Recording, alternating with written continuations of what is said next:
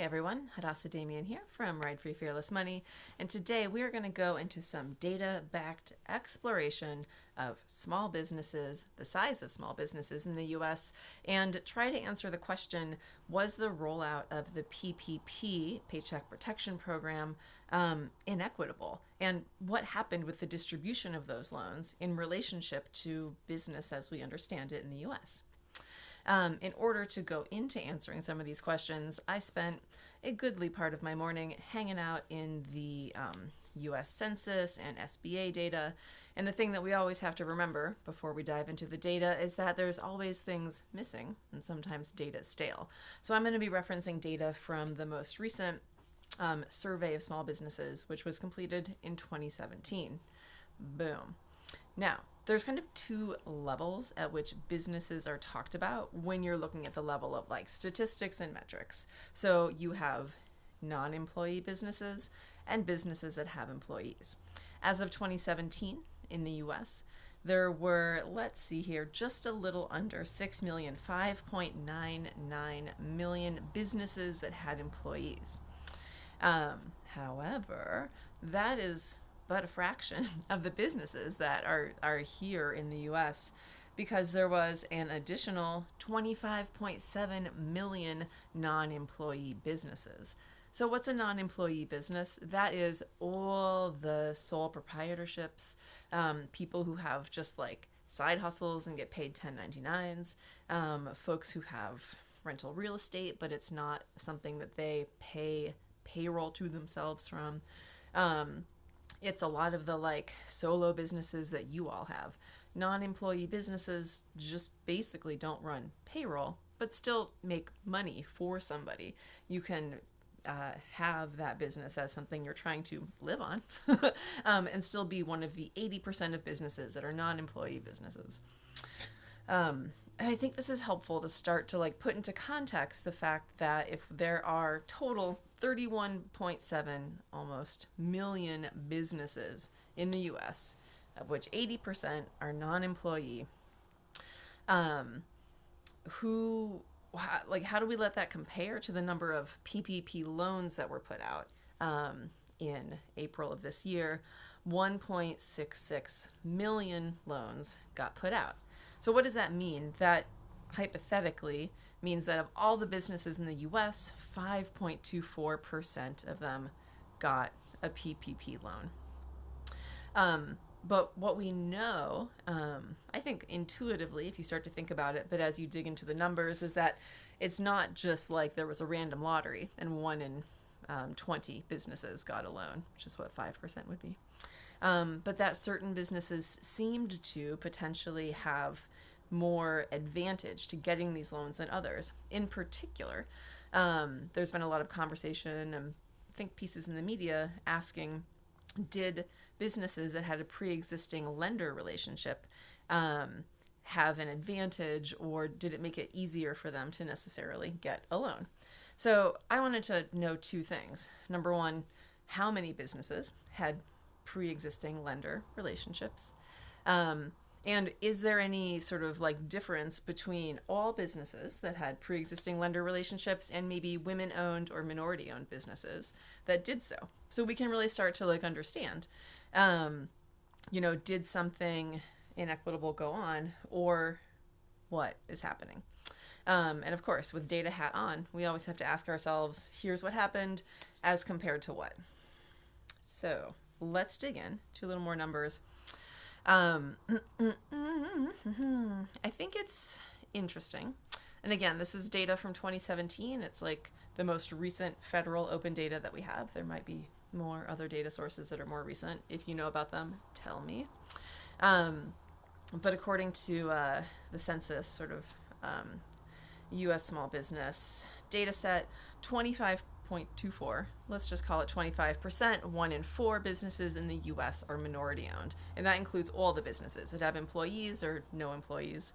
And 36.6%, a little over a third of businesses are owned 51% or more by women. There's no data on LGBTQ businesses, but there's at least 10% of us in the population and we're recruiting. So do your own extrapolation, my friends. Okay, so of all these businesses, a large amount, 31.7 million, a quarter of those are minority owned. A little over a third, 37%, are owned by women. What do these businesses have in terms of relationship with lenders? So digging deep into a report that was put out in 2016 by the SBA, what we start to see is that on average businesses, all these businesses, only 7% of them use business loans for financing. About 8% of businesses use business loans for startup financing, 6% for expansion financing, and the rest of business financing comes from all sorts of other places, right? Majority being personal savings, friends, and family, which is where we can start to extrapolate, who has access to savings or friends or family with savings. But that's another topic. On average, 7% of businesses take out business loans at some point in their business lifetime. That's not a lot. Okay, so just for starts, 7% is 1 in 14 businesses might have had a pre-existing lender relationship because they might have already had a business loan at some point in their business life.